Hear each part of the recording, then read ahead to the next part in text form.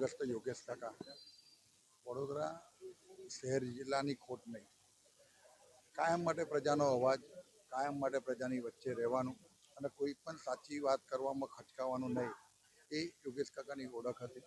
અને આજે પણ અમારા જેવા સૌના એ માર્ગદર્શક અને પ્રેરણાસ્ત્રોત રહ્યા છે.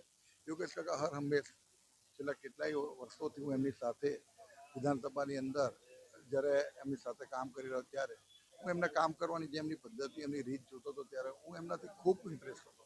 અને આજે હું કહું છું કે જ્યારે પણ કોઈ વાત સાચી હોય એને કહેવામાં ખચકાવાનું નહીં, એ યોગેશ કાકાની ઓળખ હતી.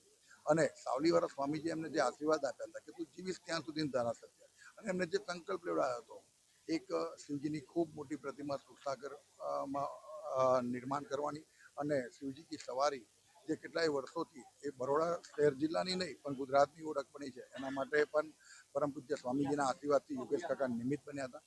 આવા કાકાના જે મૂળભૂત સ્વભાવ અને મૂળભૂત કામ કરવાની રીત એ કાયમી એમની ઓળખ રહેશે. કાકા હર હંમેશ લોકોના દિલમાં રાજ કરતા રહેશે અને હૃદયમાં કાયમ એમનું સ્થાન રહેશે. કાકા અમર થઈ ગયા છે, પણ સાથે સાથે આજે જે દિવસ આવ્યો છે એ દિવસ એમના પરિવારજનોને અને આપણા માટે ખૂબ દુઃખનો દિવસ છે. આપણા સૌને દુઃખ સહન કરવાની ઈશ્વર તાકાત આપે અને પરમાત્મા એમના આત્માને શાંતિ આપે એવી પ્રાર્થના.